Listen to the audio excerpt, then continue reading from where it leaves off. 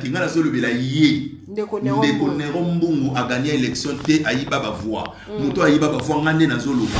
Maman nangai maman Kati ba sepelaka na malheur mutu te. Voilà. Mais ngala moyibi ba bazali sukate. Hein? Même bibelobi le salaire de péché c'est la mort.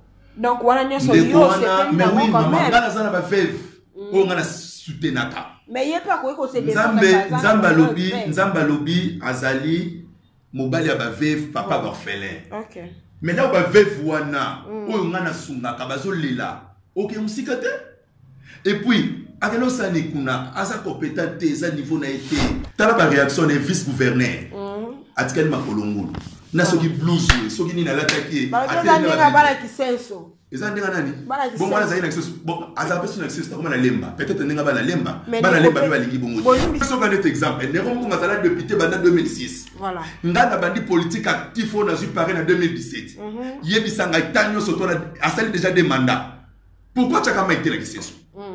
Pourquoi Akipa bat aliana nani bola munini o yasala lisenso to mola msabi asali 2 ans à l'Assemblée provinciale na pardon na nini na hôtel de ville ala ki satan zete moko o ya lona na kisenso lo ba nzete o ngana lona eza na loba référence autant d'être la commune so kisenso boke ko zwa bougumé sa papa moko afanda na barumbu voilà maman nanga ayebi atate na kisenso to ko zumto au université Sorbonne ko kisenso te kisenso faut voilà il faut qu'un vrai sensoriel. Et puis il y a barango. Bosi sou papa ngo PCG pa pembe. Bala crise ba pesa ona malili. Donc ngomba ki se supone za biemba. Akola na banana biroti na se. Dobi. O ya sali taliate. Est-ce que il dit que gouverneur azo tikeleti ba conseil de ministre. Même ndeko na sazo ko présider même conseil de ministre té. Ata ba tikeli ba CG. Ari ba to banda kwa sukari. Yebisangai. Tant que gouverneur a travaillé sur la masola buzoba. Ce gouverneur, est-ce que pour gouverner va nous faire une salle d'attente? Il faut pas y aller. Abandi biloba loba loba boemabe asala boemabe. Gouverneur a occupé. Et puis tant que nous biloko pour liété. Ce ba kotisa qui est na cop oyo. Asala ba mobiete ba cop ezo le kanga. Eza na intérêt ba kinwate.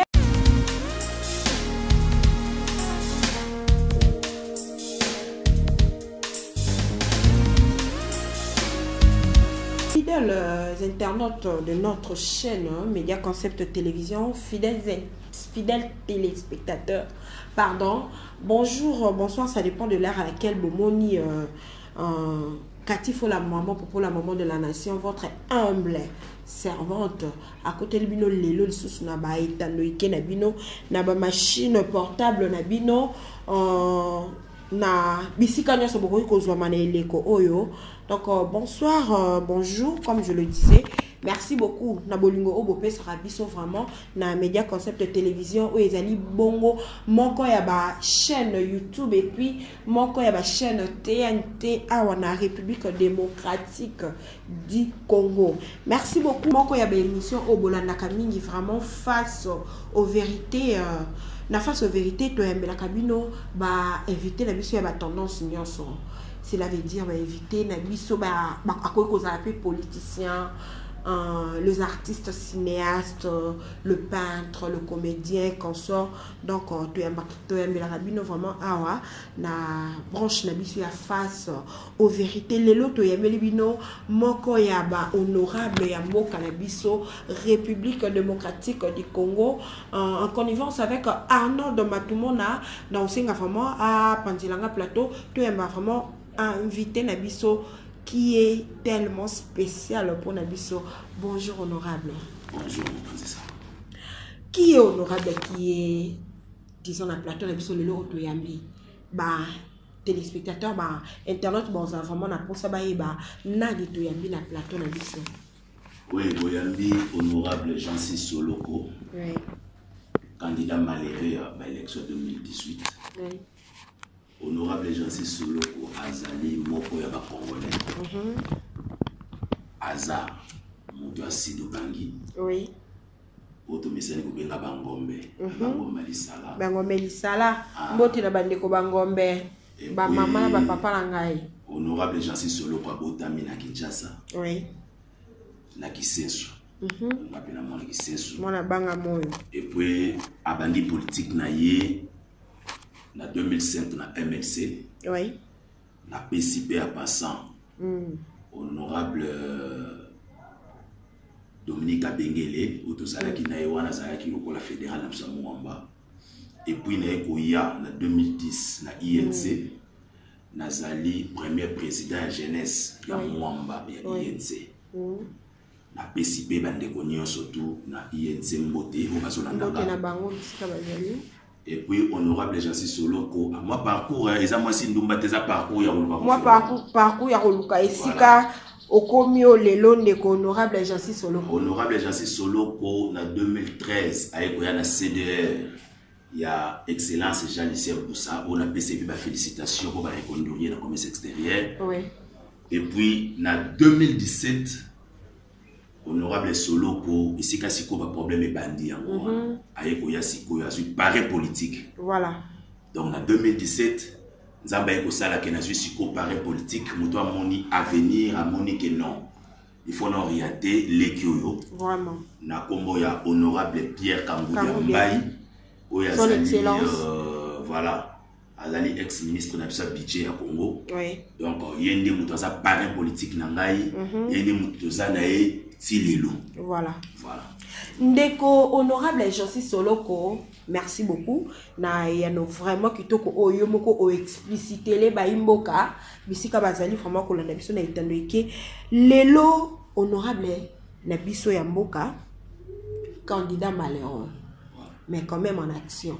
Quels sont de ces, disons, action sur terrain et Zalani? Oui, action vraiment na terrain. Candidat action na terrain et Zalaki est belé. Vraiment.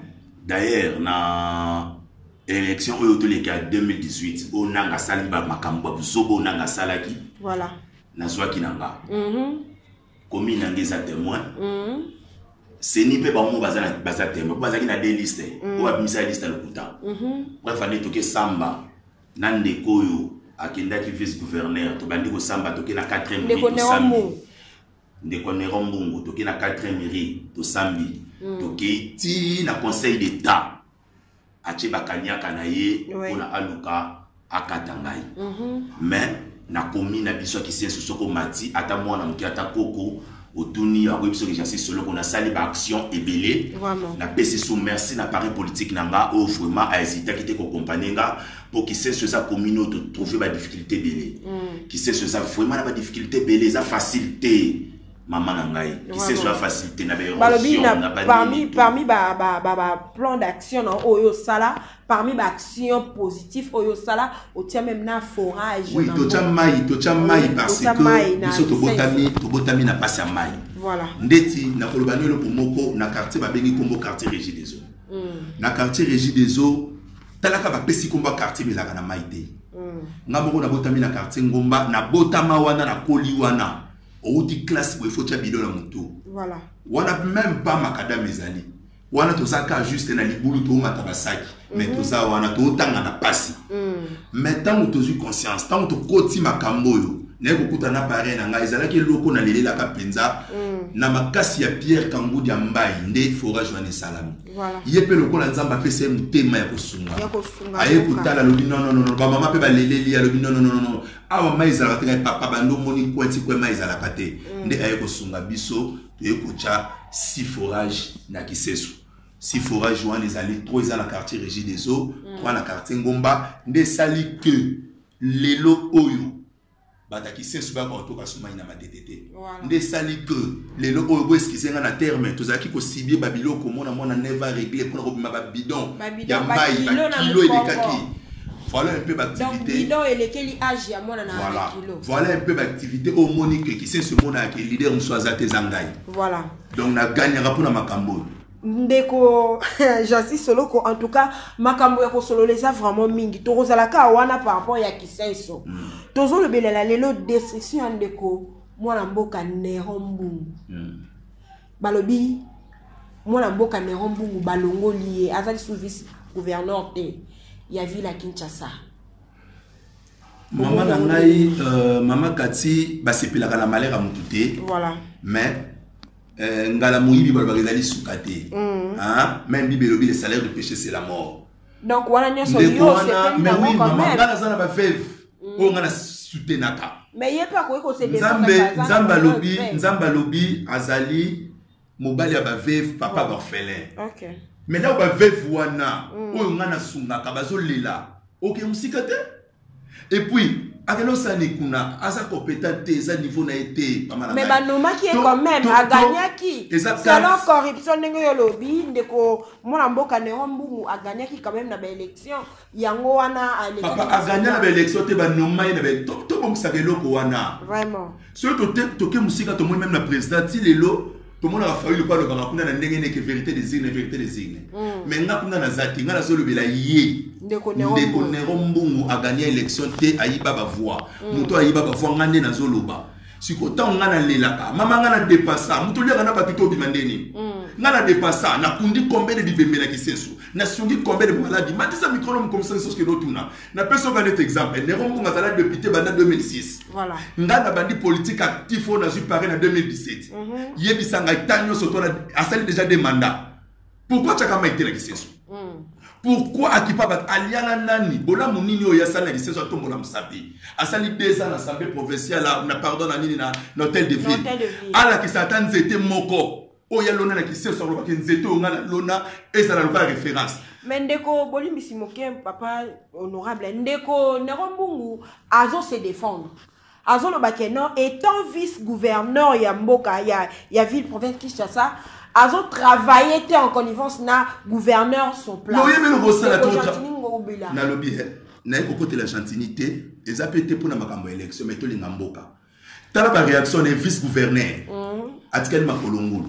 Na soki blues soki ni na lataki. Ba nga bala kisenso. Eza ndinga nani?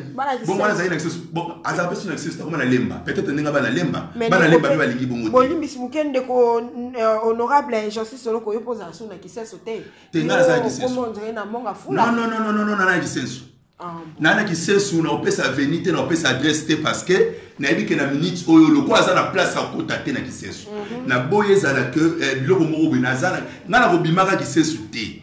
Nazana kisensu na vanda kana kisensu bana nanga bazana kisensu nazana kisensu mais ye ba vanti wa kesa l'hôtel de ville donc lobi nanga wana pardon pour na bongisa te lobi que bazo ko société non maman même bibe lobi o ya sali kaliate est-ce que yebi que gouverneur azo tikeleti ba conseil de ministre même ndeko na sazo ko présider même conseil de ministre te ata ba tikelier ba sujet ayi ba to banda ko suka yebi sangai. Tant que le gouverneur a travaillé sur la masola buzoba. Ce gouverneur, est-ce que pour gouverner va nous faire une salle d'attente et banaki ndengeni ni faut pas y battre. Abandi biloba loba bwe mabe asala bwe mabe. Gouverneur a s'occupé été. Et puis tant que le biloko pour liété. Ce ba kotisa qui est na cop oyo. Azolo ba mobiete ba cop ezo le kanga. Eza na intérêt ba kinwate. Yé alobi alobi boye pona yé étant vice-gouverneur ya mboka Kinshasa, c'est comme si avant Kiwana étant échantillon. Tout ce qui s'est passé comme travail à l'exemple de Kimbo Peto. Alobi pona yé ça échec total. Eza passé. Azaki wana conseil na pesaki. Sur aucun hôtel de ville na secrétariat eza ba signataire. Ouais. Oya gouverneur et côté la gouverneur. Oya yé et côté la cahier. Voilà. Oya yé et côté la cahier. Mais tant que yozo lobaki au sala kate. Tant que yozo lobaki au sala kate, yebisa ngai mama na ngai. Kimbo Peto zala ki vision gouverneur. Mais yé attaque à jouer apporta ki nini. Voilà. Ngai lo oyo, ngai jansi solo. Nazana maïle na ko apporter la Kimbo Peto pour réalisation dans le salama. Et puis batbaso bo makini bo Peto ça va bourgmestre. Voilà. Et ça gouverneur te gouverneur peut se partager 1000 morceaux te. Batu oyoyo baso bo makini bo Peto. Na bureau na na misala na Kinshasa. Atambola na ba commune. Voilà. Autant d'être la commune avec ceux qui sait boke ko soit bourgmestre papa moko afanda na barumbu. Voilà. Maman nanga ayebi atate na ki sait surtout bosi mutauti na université Sorbonne na ko ki sait souté. Qui sait ce faut voilà, il faut qu'un vrai césarien. Et puis il y a barango. Bosi sou papa ngo PCG papembe. Bala ki sait ba pesa ona malili. Donc ngomba ki sait supone za biemba. Akola na banana biroti na se. Ako ko sera et ko za l'occasion pour aller sortir 17 quartiers qui se soit évité. Nazo senga na gouverneur. Aluka cha ba natif. Tala ndeti to se pela bourgmestre Alemba. Jatsaka. Vraiment, ce qui va beaucoup mais c'est bazui kaka volonté ya ndeko yo. Na yebi na nga été, mais to mona. Tina ine. Maman, biso na kisse ce couvre feu arrêté. Voilà. 23h0 heure baba plein. Wana beaucoup mais ça sont lota azate. Mais je sais que sikoyo totele makana kinbo peto pona yonde ko mona mboka Jansi Soloko. Kinbo peto. Visiblement parlant, eza échec, tu es à réussite. Oui, est-ce que Nassisi no motuna nangate, est-ce que ndeko mona mboka gouverneur na biso Gentini Ngobila. Est-ce qu'il faut akoba na musala wana to omoni ke azo sala musala malongate le lenge ndeko na rombu alobaki to akoki ko stopper batia nini gouverneur mususu. Il faut akoba na musala na ye parce que toi la posa Kinshasa za la bopeto sauf que il faut abongisa bato baza pembe na ende. Il y a un moment où biso tozo senga, ba pesa biso chance. Ata ba komina biso to diriger. Voilà. Bato baza pembe na ye. De toutes les façons na pe na posa te ba changa kaka non, mais tozo loba. Donc peut se neti demo ko so la nanga to ba kune ba do la nanga. Ba longola kini bopeto après 3 mois ba kena 17 millions ba pesa ba gourmet c'est ba longola. Ba sala mo comme brigade. Voilà. Ba sala mo ndenge za wa DGK tout ça. Na ko biso mboka lokola kabinda o na Angola. Ezala ba toilette à passer. Mais au coup, tu as salité ténani. Parce que, bacha ba poubelle, bacha brigade mobimba, ya ba no ka ba kuluna awo. Après 30 minutes, mutu ki teka belo moli salité. Donc ce qui va ça là la brigade. Et puis il faut changer ba façon. Salubrité, même na poto ba sala ngo na butu. Voilà. Au moment na ba jeune, muno so da la mo so ni moko boy mama. Yo ba mo na auto musozo komba. Ata ko pepa ba nzongo. Et ça na butu. Boutou. Donc, ce bâtiment on a boutou, bah, bon, c'est un kit pour peut-être ça bien, mais et ça structuré. Et ça structuré. Bah, beaucoup mais ça peut, bah, ça profiter qu'on y a na bango 17 millions bah, ça moi, ça va jusqu'à chaud na bango wana. La couleur rouge pas bango comme rose. Bah, parole, kana, André moko. Qui ne peut te yangwana, le kuta, qui ne peut te faire ça et qui n'est pas hygiène. Qui ne peut te zomo na bandak musuna Kinshasa ça na 10 portes ba locataire à la WCD. Donc qui ne peut te gouverneur Gentini Ngobila, azo senga za na batu ba lobela yende. Voilà. Oso comprendre. Ce qui le lo biso, honorable Pierre Kamboudia Mbaye, paré nanga. Azo brûler, azo mener parce que asa na ba soldat le roi biso pembe na ye. Donc biso to ba pas kuna ba to sali pas akiti. Kuna sali pas parce que azali kolo po biso tozali. Donc Gentini Ngobila a bongi ça to bité que ba surtout bazamabe. Donc ata l'entourage na ye na ni we sengeli ko zala. Vice gouverneur ka ko ganga mbamo kuna te. Après pour pesa conseil. Après ko banda pe ko pesa. Ya banda ko loba o lobi otongi muto smoke. Na betolelo mususu pardon. Oyo son ni gouverneur mutalobi yango. Voilà. Mukolo oyo ba violer ba tuna hôpital qui c'est sur la tordée.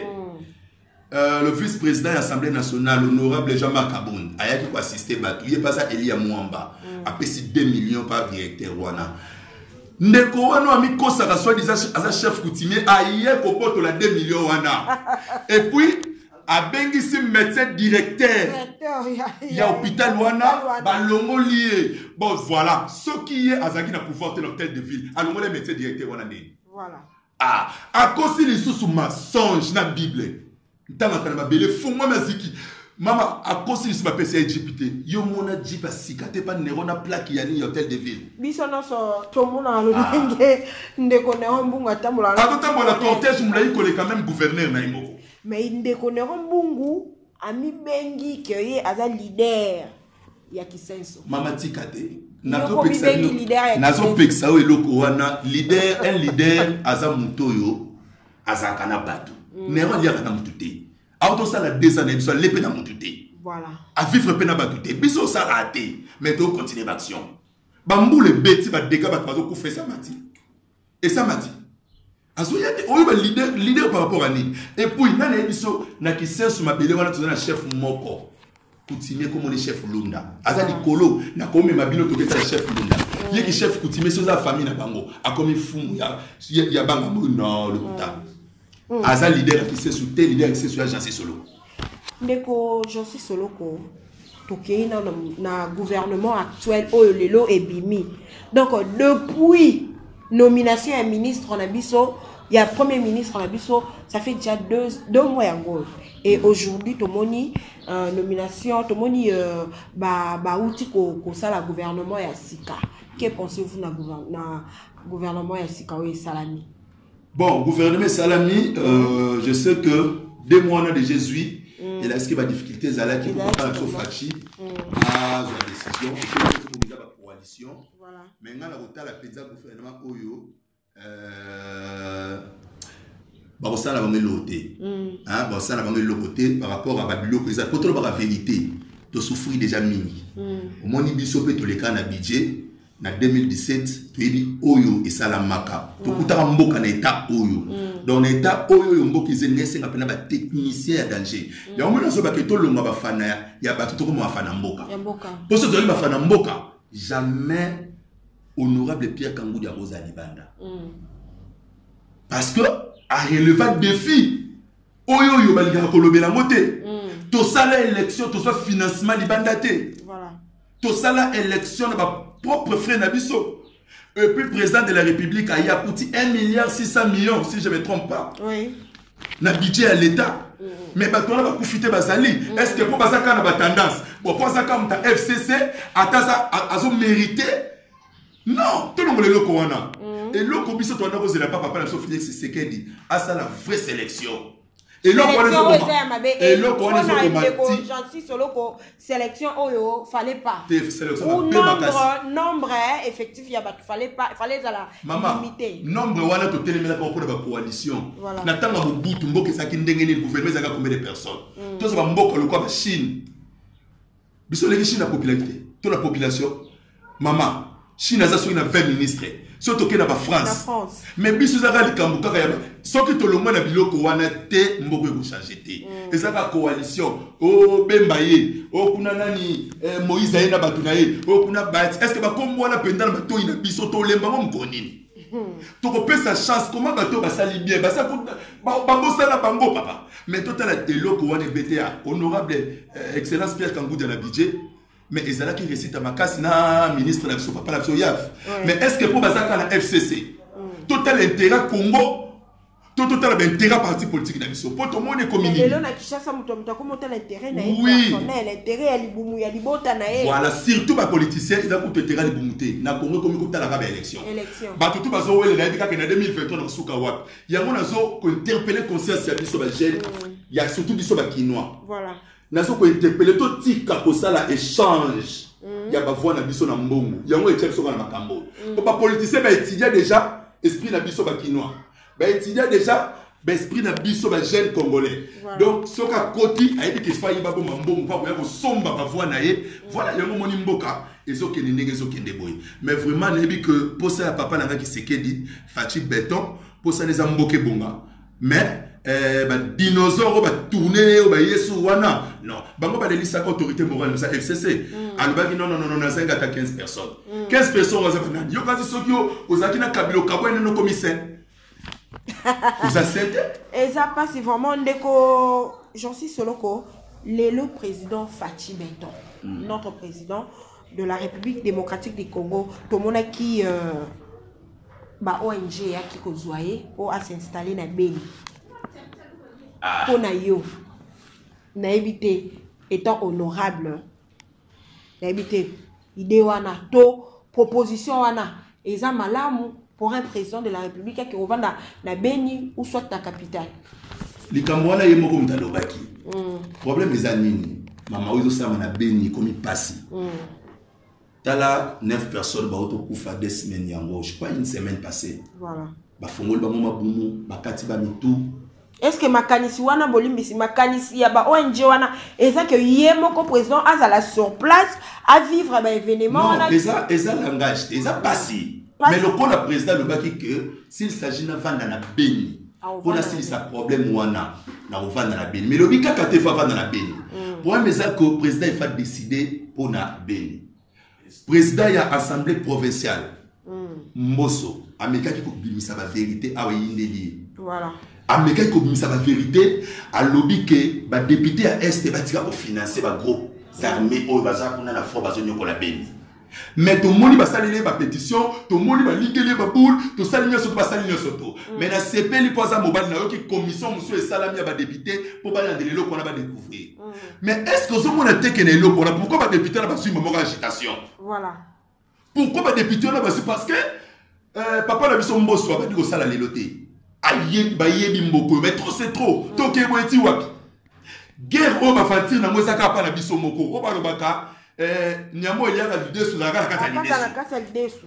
Eza na musika Rwanda nani Mobutu atinda mayele na bato moko ke no se benda bia rimana. Akota na bato moko. Lelo Rwanda fandeli biso la solo mama na ngai.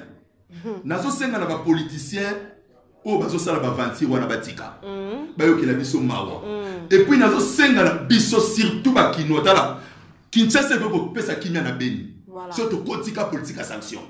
Bosengi na yo na kosepela o lo bango vraiment na suka élection 2023. Est-ce possible que et vous salama to et vous salama te. Mama salama te pour nini photo luka démocratie ça mona mketo luka kola. Ce qui déjà bato ba kota ki na élection. Voilà. Bongo yo o l'élection. O lo mona onde nini photo kende parce que mono saye ba ko respecter makambo wana. To moni awate tout le monde sénateur à vie, Jikaka, Atiki na Agini. Quand même, c'est quand même exemple. Atazala qui bien na 100%. Mais quand même, les lots, c'est exemple à suivre. Total, la première va brasser Baolela. Total, va payer l'Afrique, ne va donner va faire 7 mandats. Mais biso quand même, alors qui des mandats où c'est présenté. Acheté. Mais papa n'a pas Félix. Quel que soit, on a dit que, parce que le mine, le système, il y a recensement. Malobi ke avant élection recensement to bon sanaté biso peine en 2018 Kabila senga recensement mais ba opposant au bazana pouvoir lelo baboyaki balobi ke quel que soit nini to kende nanu na élection donc to senga vraiment la papa na biso Félix ye kutana mté amala mpo ça c'est élection mais bande ko na biso député gouvernement au bakoti na budget na bango ba déjà occuper makamba ba élection pour 2023 dès que biso ba aux population il faut taki il faut tout sur la place na biso. Merci beaucoup de Jean-Cis Solo pour mon avocat honorable.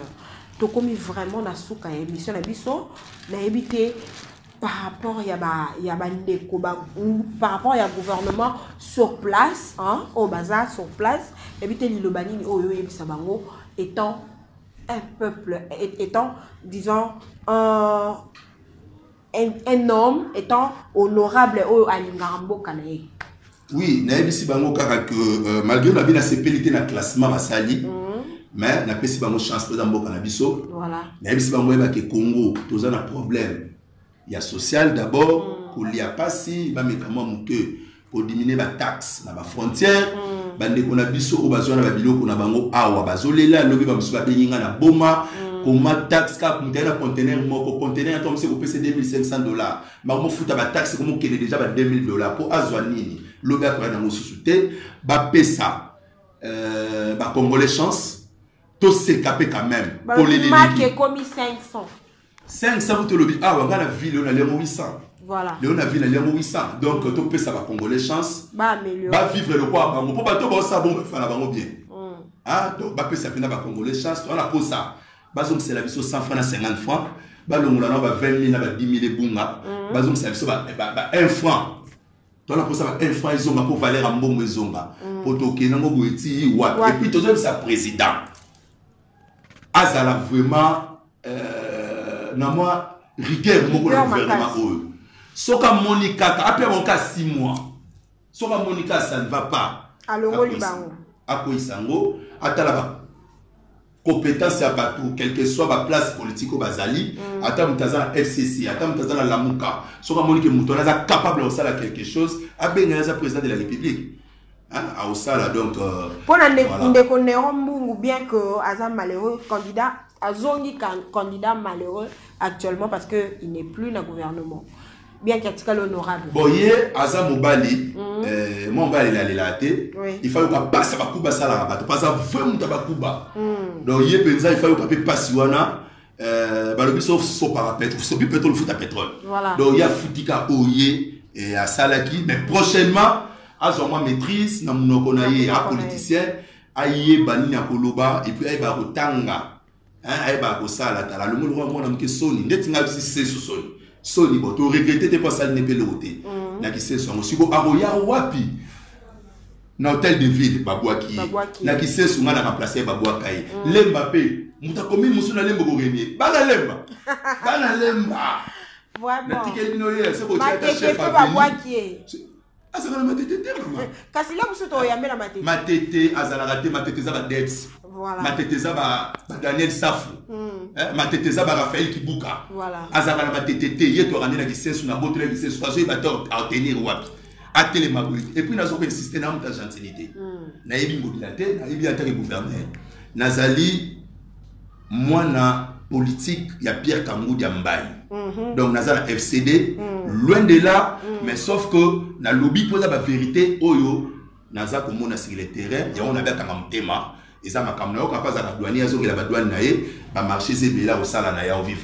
Merci beaucoup. Message ni ko lancer la population congolaise au bazana pour ça ya ko yoka o ekolima et pas au message na nga papa na pena ozwa nga penza bien message na nga nozo lobela mingi ba jeune ya kin ba jeune ya kin tozwa conscience bisode tozana base ba désordre à Congo voilà tozwa politique à sanction mu colonel mutakoya pe na mbongo na yeme to pengani ye ba kinois bande pa bendi bazo kufa biso to tondisa baba bato poto ba diaspora ba vivra bien mais ba se priva na ba sentiment ba concert pour na intérêt ya Congo bongo biso moko na Congo ndeko nanga mukolo nini tokotika kokosa bango ba code yo kasi ba ko se kanda bango ezanini kanda ba diaspora ezali mama bazo opérer atindi ndako bazo bengana biso atindi mais batali ke mboka ezo ke de dete bazo ba mesure biso peut tozo ba mesure tozo politique à sanction pour to accompagner chef de l'état o asali mabe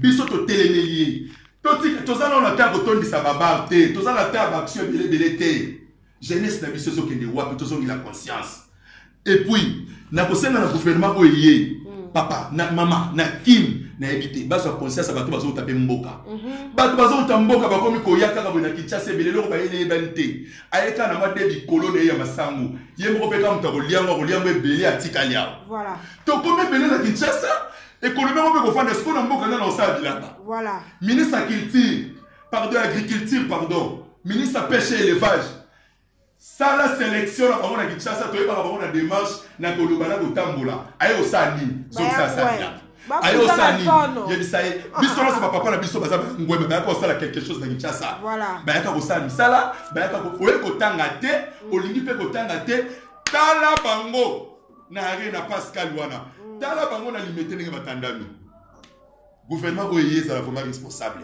ba pesa ba espoir a bozonga na mboka lokola bandeko na bisa ba luba bazo déclarer ba carrière na bango ezonga basunga bango medevre local na bango ezonga bana ko bikisa ba famille lokola bandeko na bisa bangala bazo le makamba ba pêche basunga bango ba bato pêche payer ba sa ba boîte na ba filer bazonga mais biso ba kino to sa conscience to sauver Congo to sa conscience to sauver Congo et puis nazo senga na gouverneur Jantini Ngobila atanga beaucoup mais c'est qui sensu sokaza na posa ki sensu bonga sokaza na posa makampo na eza place na botama village natal na botika ngoza na bongo te so na esu na ki sensu bana bisa bazo so bazemi eza pasi na ki sensu na avenue nyonso eza na nganda diamba na ki sensu bana ba 8 ans bazo mela diamba na ko sepel lelo to koma ingir ki sensu bozo mona wana to zala ba député ni balé papa na biso mbenza kufa député national 2006 to PC merci. Nous sommes déjà à la fin. Il y a émission d'épisode honorable on a dit que le banqueur gouvernement l'épisode et ça la le ligne Seigneur. Donc to PC ba mo chance les amours canabiso to PC ba mo chance mais to Seigneur vraiment président à la rigueur ce qui ça ne va pas à changer ba mo makasi kombo que c'est souffrir mingi to linga souter ko souffrir mais to PC bino chance ya usala. Et puis, na pesi merci na parrain politique na ngai Pierre Kangoudi ya Mbaye na ko azo sala ki sensu o bazo sala na muamba azo tika babas na muamba te na ngaba limité vraiment merci honorable moi maison compter sérieux merci beaucoup et puis bande konyo sur ya plateau ya mbinga na pesi bino penza merci na émission na bino ya lelo o example kana biso to lemba moko te Congo ko bonga kaka Congo vraiment. Merci beaucoup, hein. Merci à l'équipe technique de travail qui n'a pas vraiment en connivence. Derrière la caméra, pardon, là je vois Arnaud de Matumona et mon coordonnateur, le cordon Hervé Mimbu. Merci vraiment, honorable. Je pense que Oizanda Kunayo, on va le cas de temps à autre, mais ça n'a vraiment ouais, chaque fois qu'on banda pour ça l'analyse du gouvernement, tout à l'année donc chaque 3 mois, donc chaque trimestre nous sommes dans le cas. Merci beaucoup.